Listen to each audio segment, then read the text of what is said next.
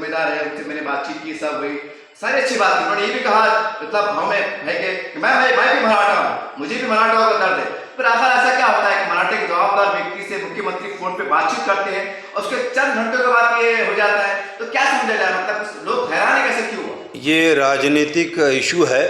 देखिए, मैंने आपको बताया हूँ कि ये कहीं ना कहीं दुष्काल डिक्लेयर करने का एक प्रेशर बन रहा है और कहीं ना कहीं जो है इसको जानबूझकर माइंड को डाइवर्ट करने के लिए। और ये जो आज अपने पास जो इशू महाराष्ट्र में चल रहा है, राजकारण, समीकरण और पता नहीं क्या क्या उठपटांग हरकतें हो रही है, कहीं ना कहीं उस माइंड को डाइवर्ट करने के लिए ये कांड रचा गया। ये मेरा खुला खुला आरोप है।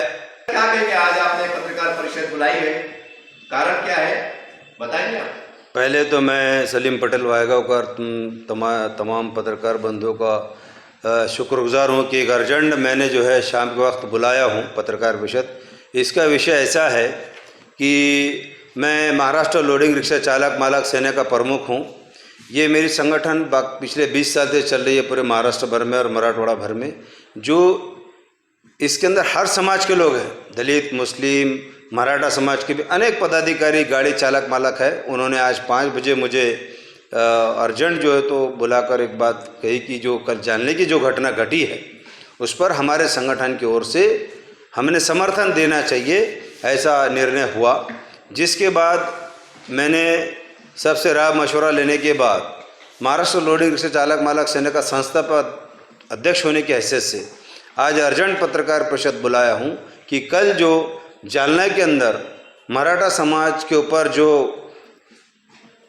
बहुत ही ख़तरनाक तरीके से लाठीचार्ज हुआ, जिसके वजह से कई लोग उसमें ज़ख्मी हो गए, शदीद ज़ख्मी हो गए, जिसमें महिला है, बच्चे हैं, युवक है, जो बहुत कशिश तादाद में ज़ख्मी हुए, जबकि वो अपने हक़ की मांग कर रहे थे, आरक्षण कर रहे थे। वो भी एक देहात में कर रहे थे, जो कि अंतर वाली एक देहात है।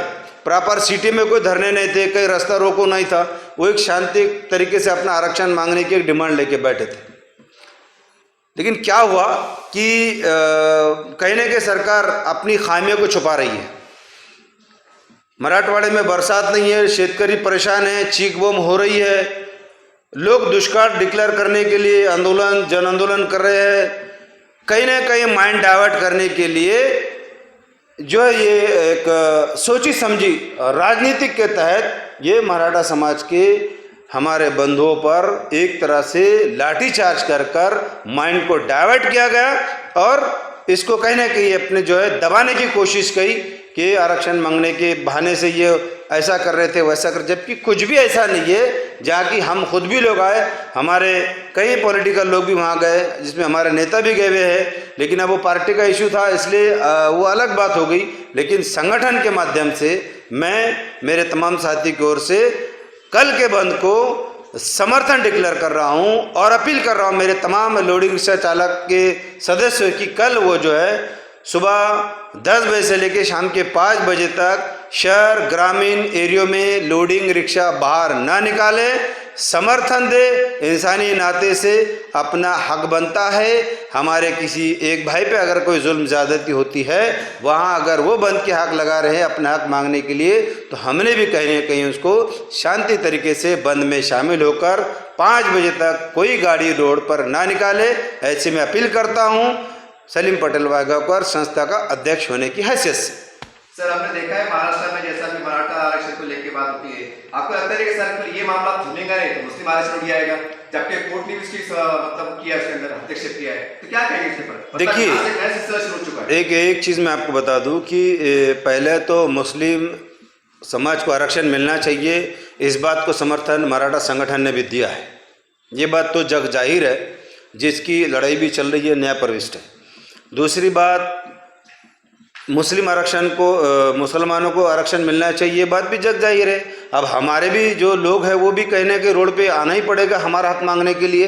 ये तो लोकशाही है, अपने हक मांगने के लिए। तो अब जब यहाँ ऐसा हो रहा है, जबकि कहीं कोई इशू नहीं है, खाली आरक्षण मांगने पर अगर तुम लाठीचार्ज कर रहे हैं, माइंड डाइवर्ट कर रहे हैं, जबकि इससे पहले मराठा समाज ने एक इतना विशाल मोर्चा निकाला था कि जिसमें लाखों हमारे मराठा समाज के लोग शामिल हुए थे, जिनको मुसलमानों ने भी समर्थन दिया था और एक शांति तरीके से बड़ा मोर्चा हुआ था, जहां कहीं गाल बोट लगा नहीं, कहीं धक्का लगा नहीं। फिर ये हरकत क्यों?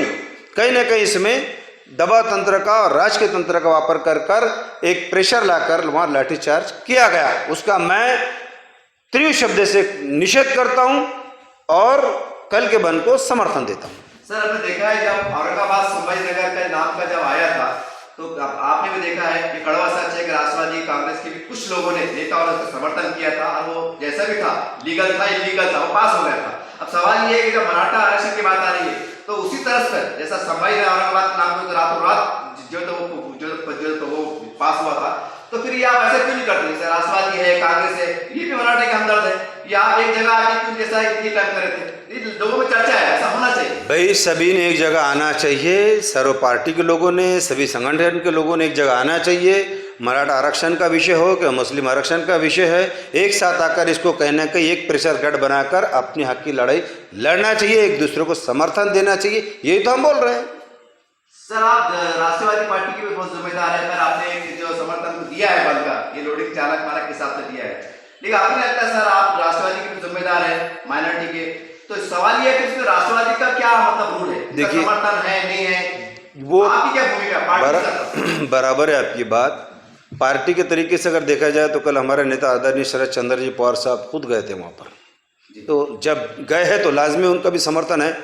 तो फिर कहने के पार्टी की भी एक लाइन बनी होंगी जो अपना निर्णय डिक्लेयर करेगी आज रात भर में बोलो या कल तक, क्योंकि पार्टी का मैं भी बड़ा जिम्मेदार हूँ, उसमें कोई शक नहीं। लेकिन अभी तक कोई इंस्ट्रक्शंस नहीं आने की वजह से मैं भी इंतज़ार कर रहा था कि कहने कोई सूचना आएगी या कुछ आएगा, लेकिन 6 बजे तक कुछ ना आने की वजह से हमारे संगठन के लोगों का भी प्रेशर मुझ पर बढ़ रहा था कि भाई अपना समर्थन देना चाहिए और कल बंद में हमने शामिल होना चाहिए। अगर मोर्चा निकालता है मराठा समाज तो हम भी बढ़ चढ़ कर उसमें हिस्सा लेंगे, ऐसा हमारा तय हुआ।